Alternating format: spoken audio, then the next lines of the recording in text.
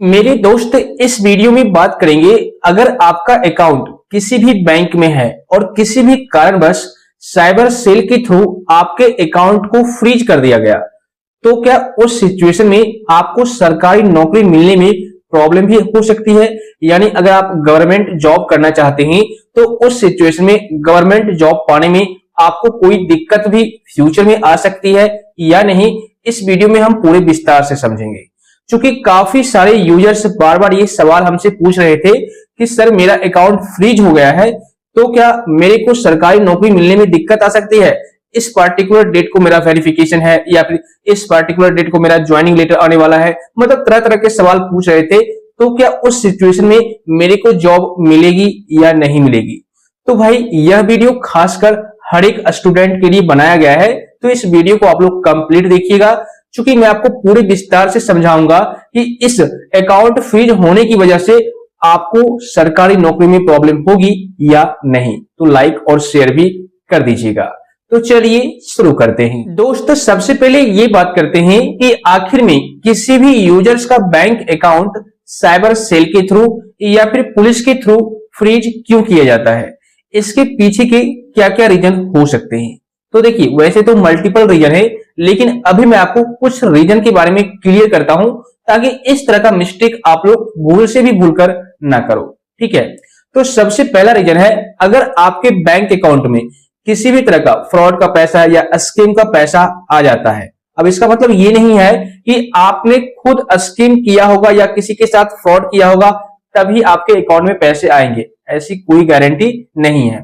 हो सकता है किसी और ने फ्रॉड किया होगा और वो फ्रॉड करने वाला आपका कोई रिलेशन वाला होगा या आपका कोई दोस्त होगा या फिर कोई और थर्ड पर्सन भी हो सकता है, लेकिन किसी न किसी तरीके से घुमा फिरा करके आपके अकाउंट में भी उस स्कैम किया हुआ पैसा जो है वो आपके अकाउंट में आ गया है, फ्रॉड किया हुआ पैसा आपके अकाउंट में आ गया है। तो उस सिचुएशन में अगर अगला बंदा जिसके साथ फ्रॉड हुआ है वो कंप्लेंट करता है, ठीक है, तो वहां पर आपका भी अकाउंट फ्रीज किया जा सकता है।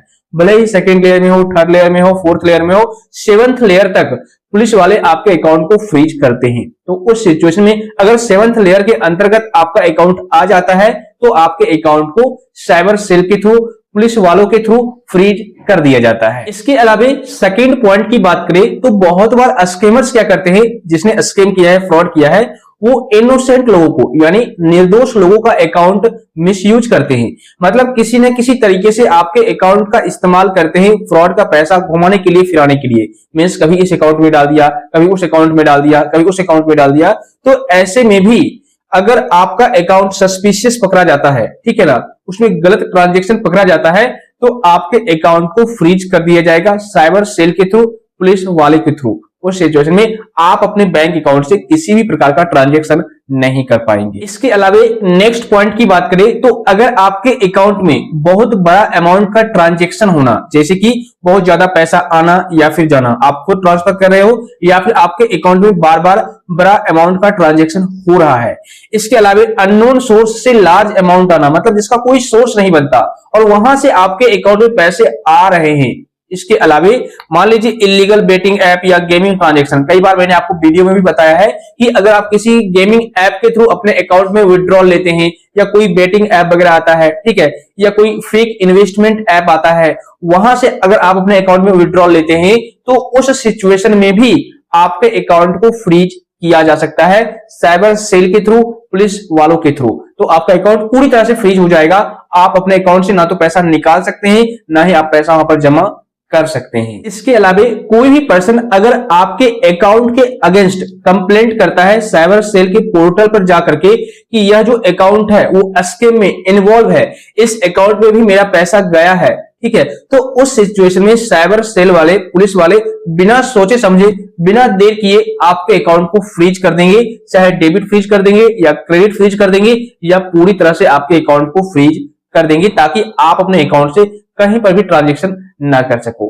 तो ये भी एक रीजन हो सकता है। तो दोस्तों, मैं आपको क्लियर कर दूं, अगर आपके अकाउंट में किसी भी प्रकार का सस्पिशियस एक्टिविटी, सस्पिशियस ट्रांजैक्शन पाया जाता है या फिर इलीगल तरीके से आप अपने अकाउंट में पैसे लेते हो या कहीं ट्रांजैक्शन करते हो, तो उस सिचुएशन में आपके अकाउंट को साइबर सेल के थ्रू फ्रीज कर दिया जाएगा और आप अपने बैंक अकाउंट को कहीं पर भी इस्तेमाल नहीं कर पाएंगे। तो ये कुछ रीजन थे जिस वजह से आपके अकाउंट को फ्रीज कर दिया जाता है साइबर सेल के थ्रू या फिर पुलिस वालों के थ्रू। अब बात करते हैं मेन मुद्दे की कि क्या हमें इस वजह से, मतलब मान लीजिए मेरे बैंक अकाउंट को फ्रीज कर दिया गया साइबर सेल के थ्रू, तो क्या इससे मेरे को सरकारी नौकरी में भी प्रॉब्लम आ सकती है?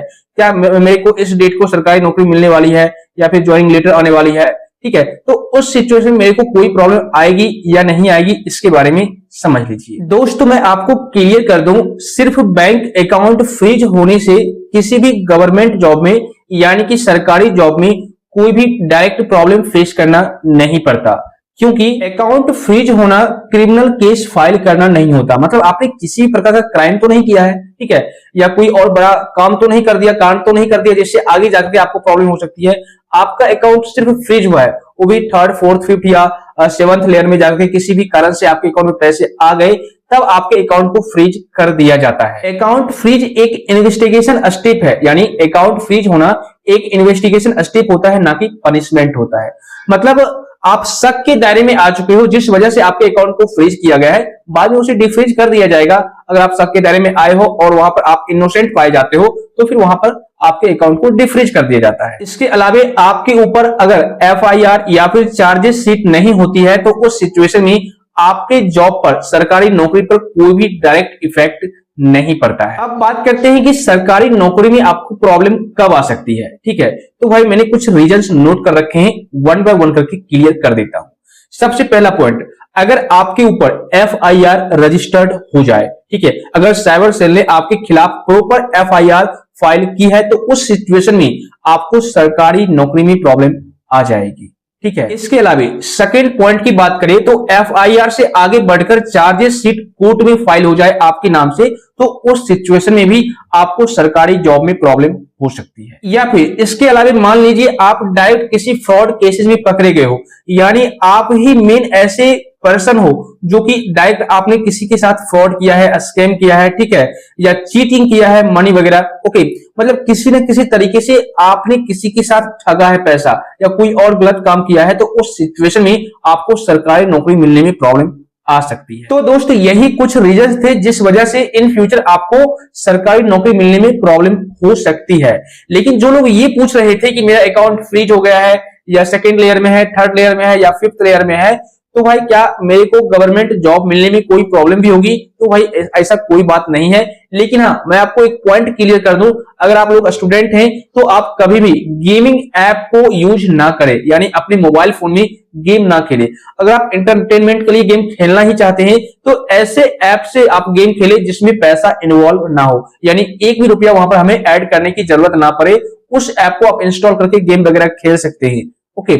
या फिर अगर मान लीजिए इन्वेस्टमेंट ऐप की जरूरत है तो आप फेक इन्वेस्टमेंट ऐप का यूज ना करें, जो लीगल इन्वेस्टमेंट ऐप होते हैं उस ऐप का आप इस्तेमाल करें तो कोई दिक्कत नहीं आएगी।